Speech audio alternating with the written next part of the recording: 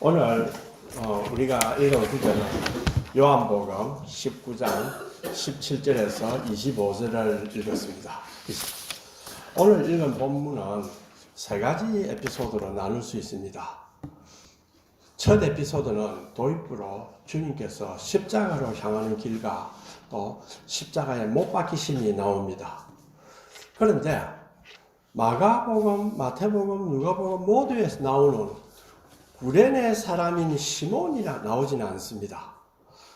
주님은 홀로 외롭게 십자가를 지고 가십니다. 사도 요한은 이것을 보여줍니다. 우리 역시 자신만이 견뎌야 하는 고난이 있습니다. 이때 우리는 주님이 홀로 가신 십자가의 길을 생각합시다. 우리에게는 누구도 알 수 없고 누구도 도와주지 못하는 오직 주님과 교제를 통해서만 이겨내야 하는 자신만의 삶이 있습니다. 이때 주님의 홀로 가신 십자가의 길을 우리의 믿음과 생명의 원천으로 다가올 것입니다. 둘째는 빌라도가 배를 나사렛 예수 유대인의 왕이라고 썼습니다. 그것도 당시 위대한 세 나라 말 로마어인 라틴어, 헬라어, 히브리어 이렇게 쓴 것입니다. 빌라도 자신은 그렇게 의도로 안 했는지 몰라도 예수님이 죽음은 전 세계에 효력을 준다는 것을 상징한다고 볼 수 있습니다. 셋째 에피소드는 뭐냐 하면 예수님은 대제사장이 입는 호지 않는 위에서부터 통으로 짠 속옷을 입었습니다. 그리고 나중에 병사들이 그 옷을 제비 뽑아 나누어 가집니다. 이것은 예수님이 대제사장이라는 것을 상징하고 있습니다. 저는 오늘 이 세 에피소드를 통해서 하나님께서 우리에게 가르쳐 주시는 두 가지 중요한 점을 생각할 것입니다. 첫 번째는 예수님은 왕으로서 그리고 대제사장으로서 우리를 위해 십자가에 죽으셨다는 것입니다. 둘째는 십자가에 걸려있는 배에 로마어인, 라틴어, 헬라어, 히브리어로 쓰여져 있다는 것은 하나님의 깊고 위대한 섭리를 보여준다는 것입니다. 그리고 전 세계적으로 기독교가 위기에 놓여 있는 이때에 우리 한국 기독교인에게 주시는 하나님의 경륜과 섭리가 무엇일까 하는 것을 생각해 볼 것입니다. 먼저 십자가 죽음이라는 게 무엇인가 한번 생각해 봅시다. 고대에도 이 십자가 죽음이란 아주 잔인하기로 악명높습니다. 그래서 로마 역사학자 타키투스가 십자가 형별은 야비한 죽임이다 라고 이야기합니다. 원래 이 십자가 형별은 로마의 것이 아니고 페르시아의 처형 방법입니다. 왜 페르시아 사람들한테는 지구는 신성하다.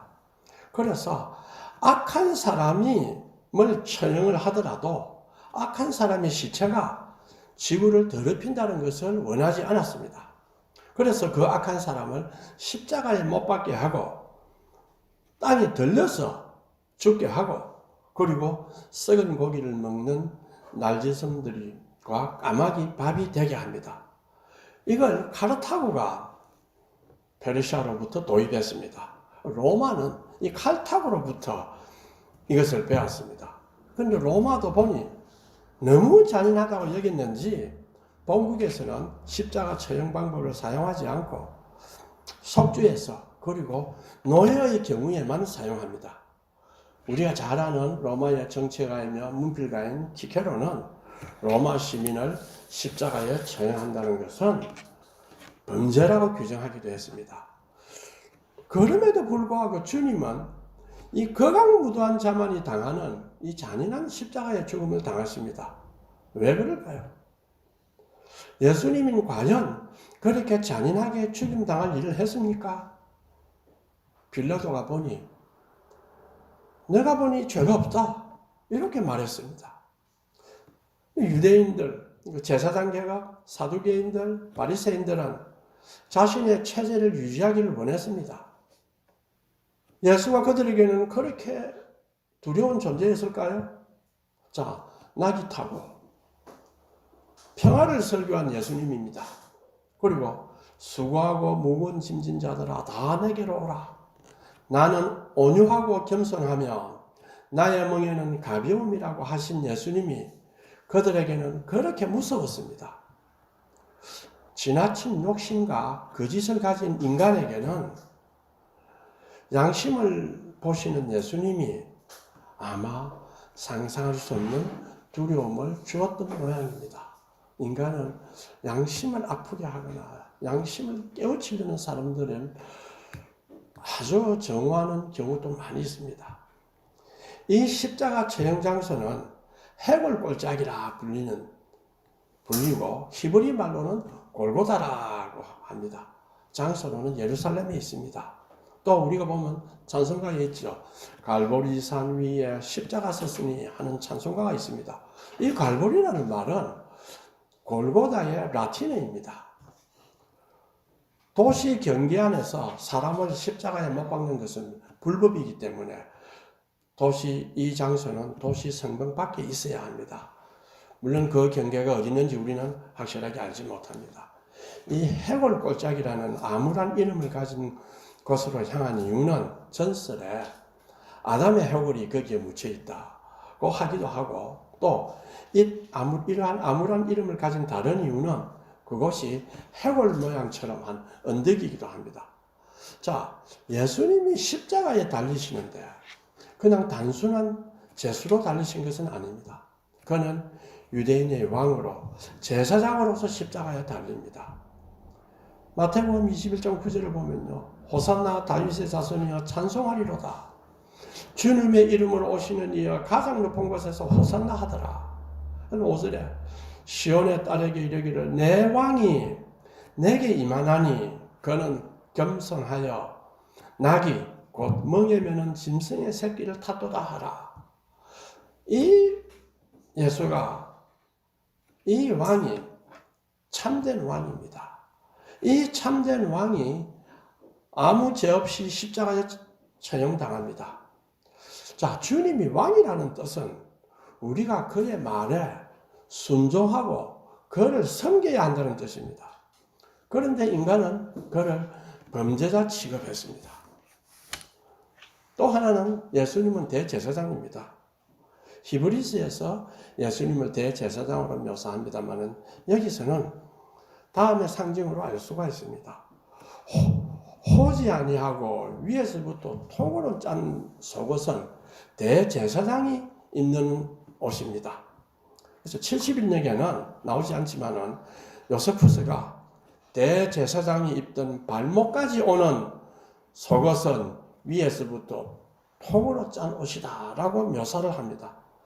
이것은 예수님이 왕으로서의 신분과 동시에 대제사장으로서의 신분으로 십자가의 죽음으로 나아갔다는 것을 상징합니다. 키프리안이라는 신학자는 통으로 짠 속옷이다 뜻은 제자들과 예수님을 상징한다 라기도 합니다. 또 23절에 보면요.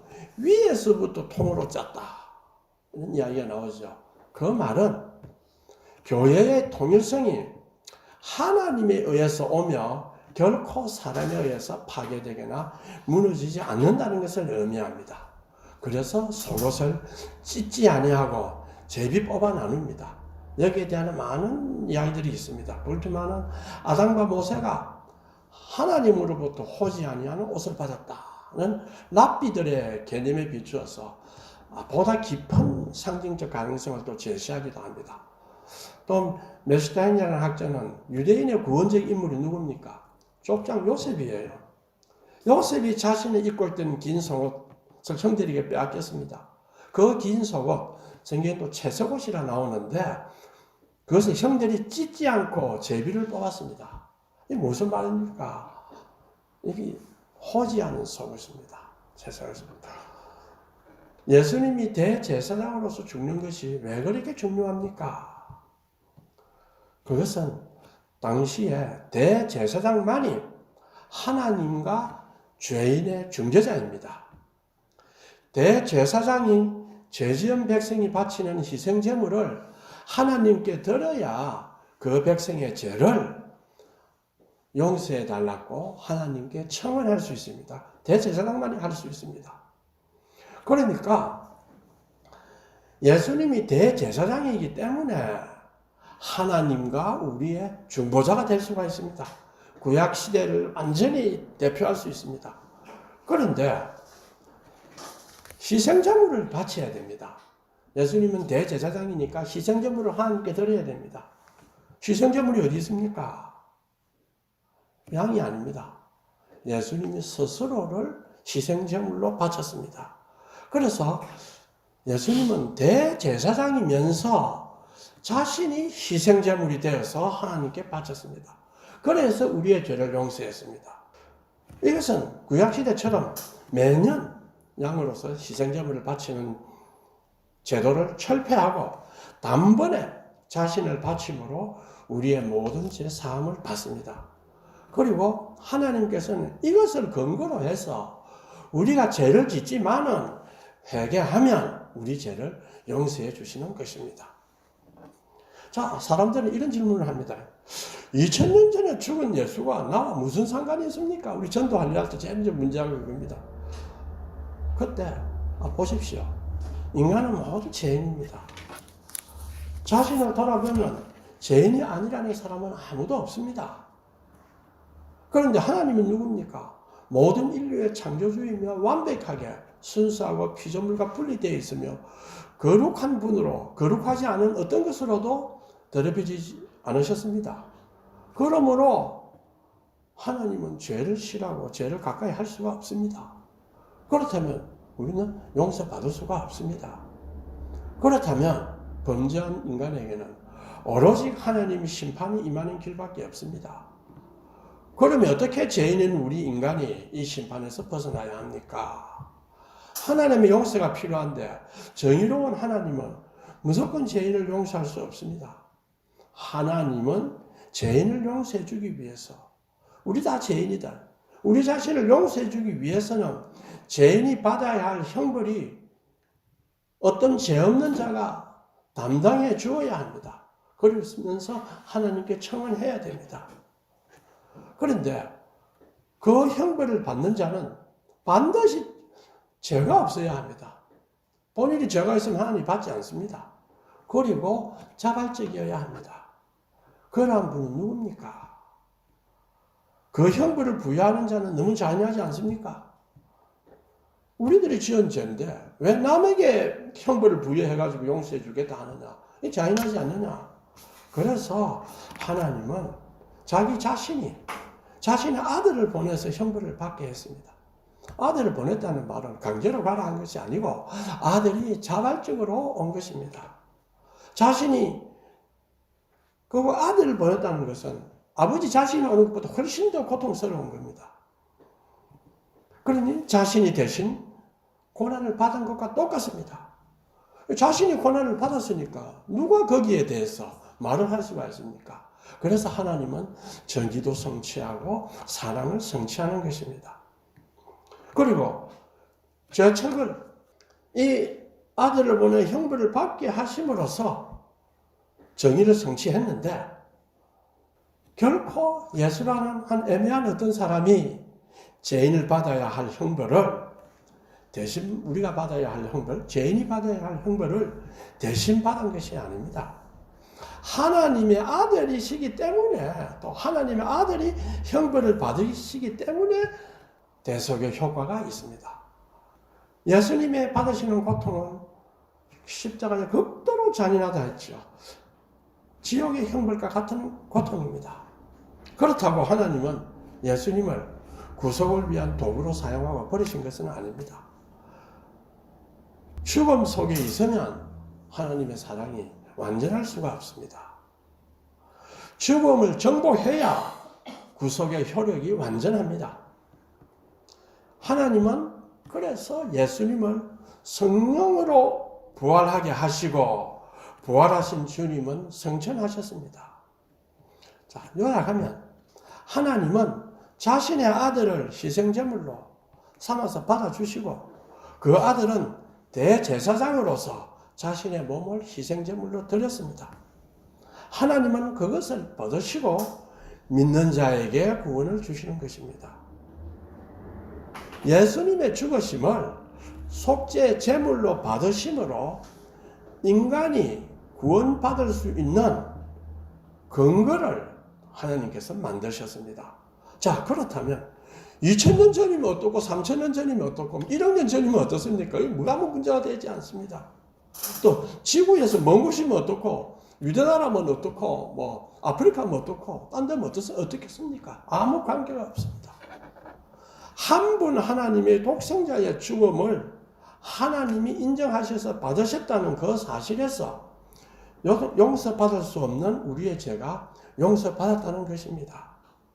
하나님께서 예수를 통해서 우리를 하나님의 자녀로 받아들였습니다. 그러니 우리가 예수님을 우리의 구주로 받아들이고 그의 말씀대로 살겠다고 하면 구원을 받습니다. 이것이 우리는 큰 은혜입니다. 여기에 우리의 공로는 없습니다.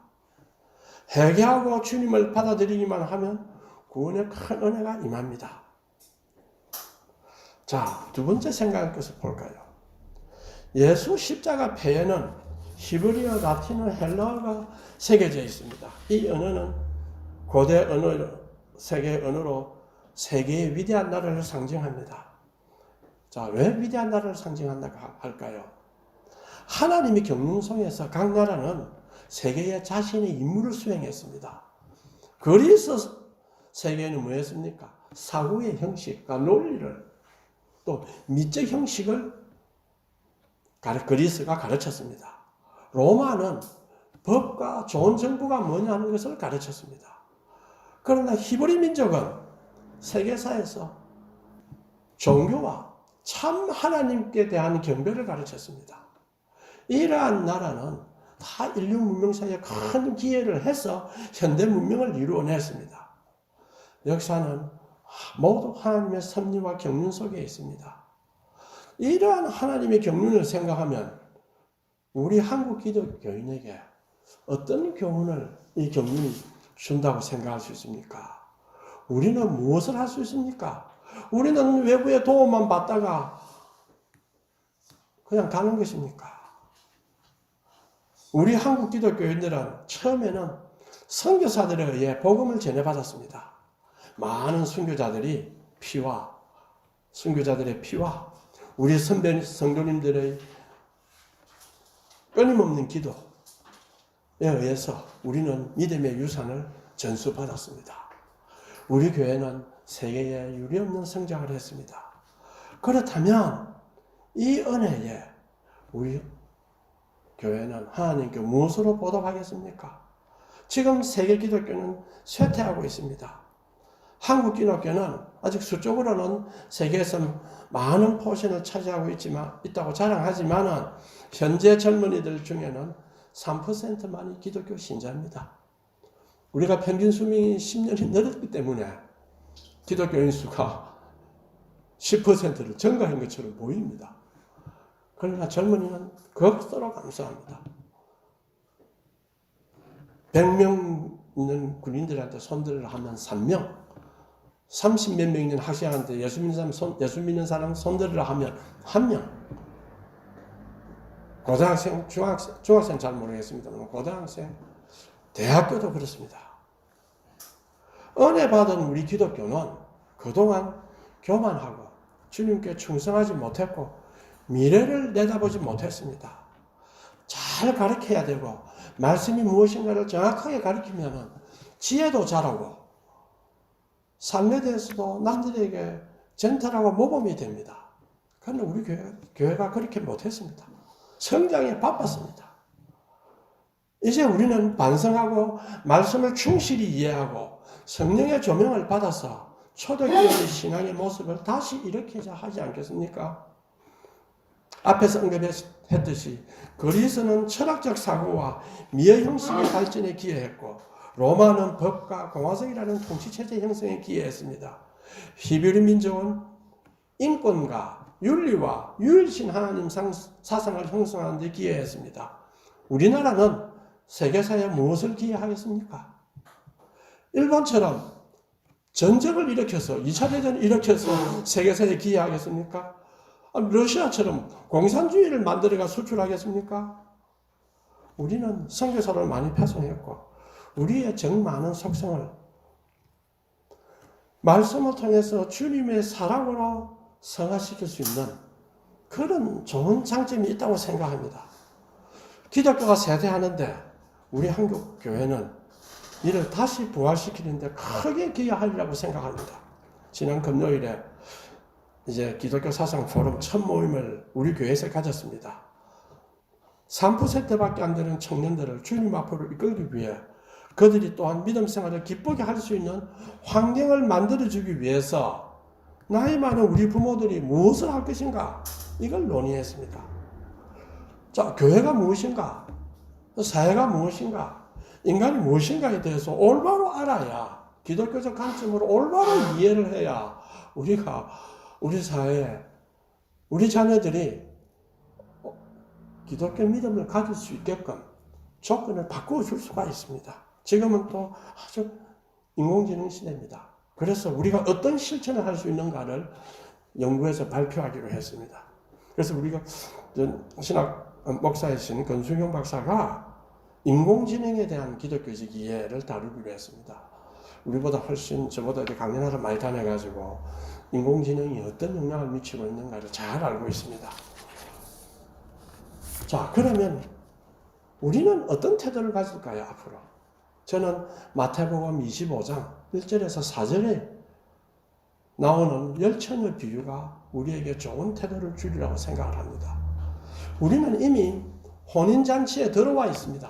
혼인잔치가 미래가 아니고 이미 혼인잔치에 들어와 있습니다. 신랑이 올 때를 대비하여 등불 밝힐 기름을 준비해야 됩니다. 여러분, 시간은 손살같이 갑니다. 앞으로 5년, 10년 뒤에는 우리가 할 수 있는 건 아무것도 없어집니다. 우리 청년들, 우리 자녀를 예수 믿게 해야 되겠는데 자녀들은 우리가 성가신 존재밖에 되지 않습니다. 우리가 기름을 준비하지 않으면 다섯 처녀처럼 후회하게 됩니다. 우리의 삶은 예수님의 기름으로 준비해야 합니다. 정신을 차리고 깨어 있어야 합니다. 주님이 한밤중에 오실지 모릅니다. 우리는 언제 주님이 오시는가를 묻기보다는 주님은 우리에게 오늘 바로 지금이 기름을 준비할 때라고 말씀하십니다. 오늘이 바로 구원의 날입니다. 우리가 고난을 당하더라도 어려운 일로 힘들더라도 우리를 위해 십자가를 지신 주님을 생각해 봅시다. 무엇을 못 이기겠습니까? 그동안에 나태했던 믿음 생활, 주님이 주신 은혜를 의심하면서 불안해했던 나약한 삶에서 이제 떨쳐 일어나야 됩니다. 힘들 줄 압니다. 무엇이 내 약점인가? 무엇을 내가 바꿀 수 있는가? 하나씩 하나씩 생각을 해야 됩니다. 정기적으로 시간을 정하고 조금씩 경건 훈련을 해야 합니다. 그러면 하나님이 사명을 주시고 또 실천할 길도 보여주십니다. 또한 능력도 주십니다. 우리가 잠시 과거를 한번 돌아보십시오. 걱정했던 것들이 많이 안 사라졌습니까? 이제는 새로운 일이 닥쳐오면 이걸 극복할 수 있는 지혜를 하나님께 달라고 하면 하나님께서 주십니다. 주님의 십자가 은혜를 다시 한번 생각하고 감사하는 마음으로 힘차게 기도하며 말씀을 붙들어 살아갑시다. 성령님은 반드시 우리에게 위로를 주시고 지혜를 주시고 능력을 주십니다. 이걸 우리는 믿어야 합니다. 마지막으로 제가 재미있고 교훈적인 예를 하나 들고 마치겠습니다. 옛날에 어느 산속에 가난한 농부와 아내가 살고 있었습니다. 아내가 살고 있던 가난한 농부가 이제 집을 떠나서 우리에게 돈이 없으니 내가 다른 마을에 가서 돈을 좀 벌어오겠다. 이렇게 했습니다. 그래서 아내 곁을 떠나서 가는데 농부와 아내는 자, 우리 서로를 향한 믿음을 지키자고 굳게 약속했습니다. 집을 떠난 농부는 20일을 걸려서 어느 마을에 도착했습니다. 그 부잣집에서 20년을 일했어요. 농부는 주인에게 20년 동안 자신의 월급을 저축해달라고 부탁을 했습니다. 드디어 20년이 되었어. 농부는 주인에게 자신의 돈을 달라고 했습니다. 그러자 주인이 둘 중에 하나를 선택하세요 하고 제안을 했습니다. 20년간 번 돈을 가져갈 것인가, 아니면 내가 세 가지 삶의 지혜를 이야기할 테니까 그걸 듣겠느냐. 농부가 기가 차죠. 자기가 주인을 한테 다 맡기고 한 걸 보면은 주인이 보통 분이 아니다는 것은 이제 깨달았습니다. 이틀 동안 고민을 했습니다. 그래서 농부가 대단한 결단을 했어요. 뭘 했습니까? 뭘 했겠습니까? 삶의 지혜를 듣겠습니다 하니까 주인이 미소를 지으면서 조목조목 세 가지 삶의 지혜를 마련해 주었습니다. 첫째로, 인생에서는 지름길을 택하지 말게. 지름길이 없네. 지름길을 택하려 하면 대가를 크게 치르고 손해를 볼 수도 있네. 둘째로, 과하게 호기심을 가지지 말게. 과한 호기심은 다칠 수도 있다네. 셋째로, 화가 났을 때는 절대로 무언가 결정하지 말게. 화는 우리의 정신을 흐트리고 나중에 끝없이 후회하는 판단을 하게 되네. 이렇게 했습니다. 그러면서 그 주인은 그에게 빵 3덩어리를 주었습니다. 첫 번째 빵과 두 번째 빵은 집에 돌아가는 길에 먹으시고, 세 번째 빵은 집에서 먹게. 이렇게 했습니다. 농부는 주인에게 감사히 여기면서 길을 떠났습니다. 첫째 날에 그는 어디로 가는지 물어보는 여행자를 만났습니다. 농부는 대답합니다. 20년 동안 노동을 끝내고 이제 집으로 갑니다. 그런데 20일이나 걸립니다. 하니까 여행자가 말했습니다. 내가 5일밖에 걸리지 않는 더 빠른 지름길을 안내할 테니까 거기로 같이 갑시다. 농부가 얼마나 좋겠어요. 집으로 빨리 가고 싶은 마음에 이 지름길을 택했습니다. 그런데 갑자기 머릿속에 주인이 해주었던 첫 번째 조언이 떠올랐습니다. 무엇이겠습니까? 세상에 지름길은 없네. 그래서 아차, 그리 가면 안 되겠다. 그래서 그리로 가지 않았습니다. 지름길 대신에 긴 여정을 택했습니다. 여행자는 지름길로 떠났던 그 여행자는 노상 강도의 공격을 당해서 생명을 잃었습니다. 밤이 되어서 농부는 마을로 들어갔습니다. 그리고 하룻밤을 머물기로 했습니다. 그가 잠을 자고 있을 때 큰 울음소리가 들려서 깨어났습니다. 무슨 소리인지 궁금해서 그는 일어나서 문을 조금 열었습니다. 그때 그 주인이 해주었던 두 번째 조언이 머리에 떠올랐습니다. 과하게 호기심을 가지지 말게. 과한 호기심은 다칠 수도 있다네. 아이고, 문을 딱 닫고 문 잠가버리고 잤습니다. 다음날 아침에 집주인이 그에게 말했습니다. 호랑이가 밤에 마을에 내려왔습니다. 그래서 모두 문을 단단히 잠그고 있었지요. 무사하셔서 다행입니다. 얼마나 놀랐겠습니까? 그래야 농부는 20일에 걸렸습니다. 집에 도착했습니다. 집에는 불이 켜져 있었어요. 부푼 마음으로 그는 창문 쪽으로 다가갔습니다. 집안을 들여다보는 순간 그 기쁨이 충격과 분노로 변했습니다. 그의 아내가 다른 남자와 자고 있었습니다. 정오가 그의 마음을 지배하고 그는 달려가서 둘을 죽이고 싶었습니다. 그때 그는 또 주인이 말한 세 번째 조언이 떠올랐습니다. 화가 났을 때는 절대로 무언가를 결정하지 말게. 그렇지 않으면 끝없는 후회를 하네. 그래서 멈칫하고 그날 밤 헛간에서 잠을 잤습니다. 해가 떠오르자 그는 마음을 진정하고 생각했습니다. 주인에게 돌아가서 이를 다시 구하고 그 아내와 그 아내의 애인을 죽이지 말자. 그러나 내가 돌아가기 전에 아내에게 자신은 항상 믿음을 잃지 않았다고 말해야겠다. 이래 생각했습니다. 그래서 가서 아내 방을 두드렸습니다. 그래서 아내는 문을 열고 반갑다고 뛰어나와서 이 남편의 품에 안겼습니다. 이 농부는 놀라가지고 아내를 거칠게 밀어냈습니다. 그러면서 슬프게 이야기했습니다. 나는 항상 믿음을 가졌는데 당신은 나를 배신했어. 하니까 아내가 아니에요. 하고 강하게 머리를 저었습니다. 나는 어젯밤에 당신과 한 남자가 함께 있는 것을 보았단 말이요. 농부가 말했습니다. 아내가 대답했습니다. 그 남자는 우리 아들입니다. 당신이 떠날 때 나는 임신 중이었고 우리 아들은 이제 20살이 되었어요. 그 말을 들은 농부는 아내를 꼭 껴안고 참회의 눈물을 흘렸습니다. 그리고 이제 부부와 아들은 마지막 남은 빵을 먹으려고 다 마주 앉았습니다.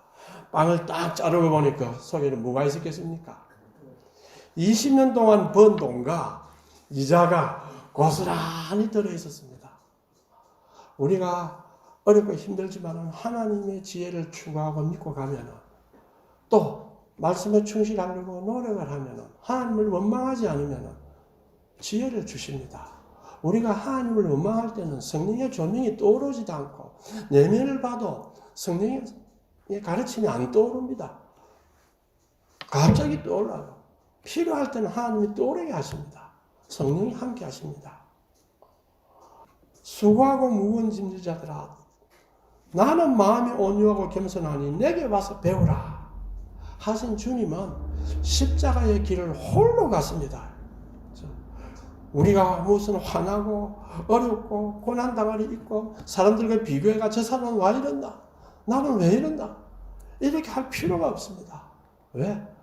주님이 거강무도한 십자가에 왜 달렸습니까? 보여주신 그 주님의 고난에 비하면 또 그 주님이 당한 억울함에 비하면 아무것도 아닙니다. 우리는 참고 인내해야 합니다.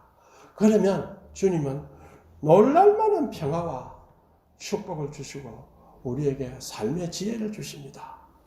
다 같이 통성으로 기도하겠습니다.